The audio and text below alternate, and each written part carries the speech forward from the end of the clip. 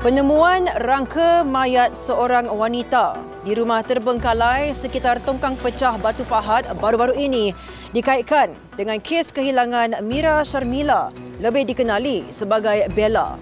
3 individu lelaki yang ditahan termasuk teman lelakinya dipercayai mampu merungkai misteri kehilangan Bella sejak 14 Disember lalu. Saksikan butiran kes disediakan wartawan Alisha Khalid.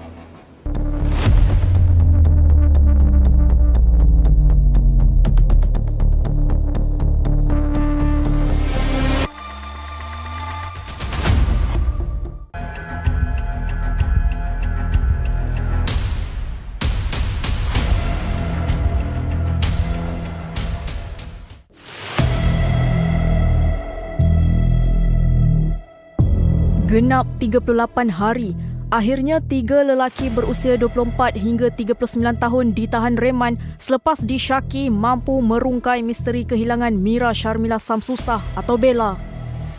Teman lelaki mangsa yang bekerja di sebuah syarikat kurier antara suspek yang ditahan dan dipercayai dalang utama sebalik kes kehilangan Bella.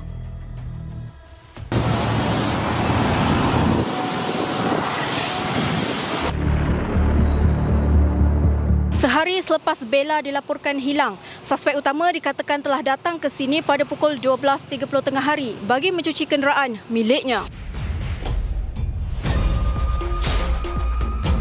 Pada 15 Januari lalu, suspek utama berusia 24 tahun itu dikatakan telah meminta bantuan daripada 2 pekerja yang juga rakannya di pusat cuci kereta berkenaan.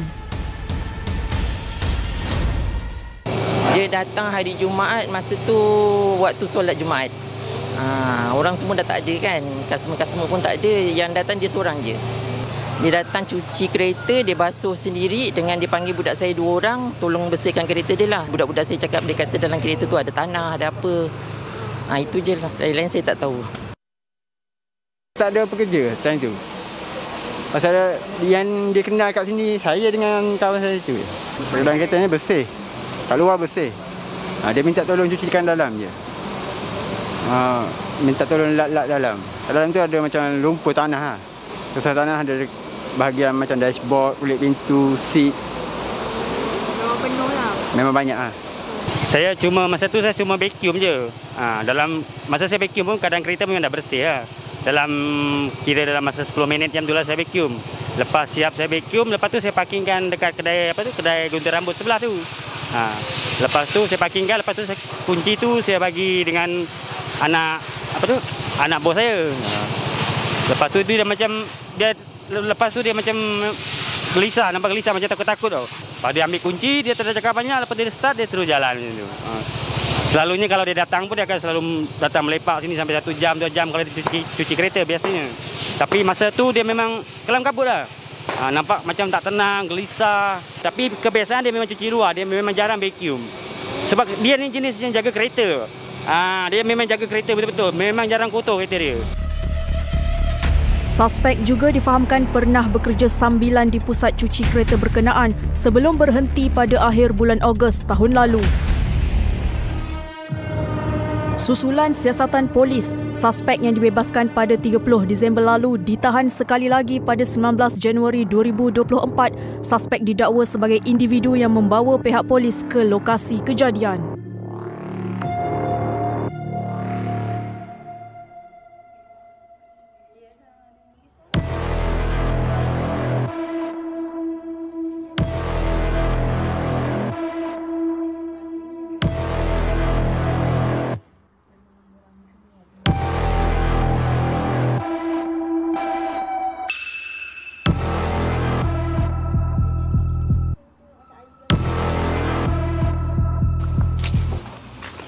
Di bilik inilah di mana mayat seorang wanita telah ditemui pada pagi Jumaat 19 Januari lalu dan polis telah mengaitkan penemuan mayat ini dengan kes kehilangan Bella.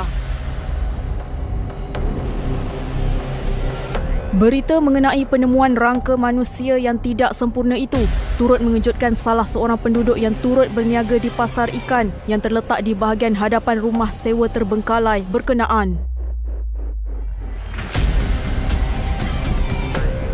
Terkejut sebab kita orang selalu pusing kat sini. Memang kawasan ni lalu lalang lah. Kita orang semua akan U-turn kereta kat sini, parking. Parent-parent pun akan lalu sini. So bila polis kata jumpa mayat tu macam ya terkejut, tak sangka lah ada mayat dekat belakang rumah sendiri kan. Sebab yelah rumah macam ni terbengkalai, kita tahu pusing je, tak ada nak turun tengok-tengok ke, tak ada kan. Kalau anda kata hari tak sekolah, kita orang menjaga Jumaat Sabtu. So memang ada orang je. Memang kat rumah pun ada orang, kat kedai pun ada orang. Tak sunyi. Time kat kedai tu tak ada bau-bau pelik ke? Langsung tak ada bau apa-apa sebab ya kerja pasar ikan, tapi yelah bau yang pelik tak ada. Macam tu. Pemuda berusia 23 tahun ini turut mendakwa rumah sewa tersebut merupakan milik ibu saudaranya yang pernah disewakan kepada penduduk kampung sebelum ianya terbiar sejak tahun 2020. Wajah sugul menyelubungi ahli keluarga mangsa yang turut berada di lokasi kejadian selepas berita penemuan rangka mayat itu dikaitkan dengan Bella.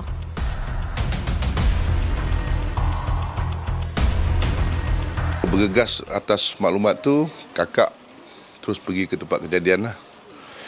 Dan bila sampai ke tempat kejadian tu, pihak polis tak bagi kami masuklah dalam kawasan yang terjumpanya mayat tu.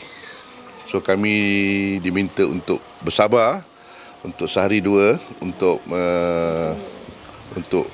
bedah siasat berkaitan tentang mayat yang dijumpai itulah.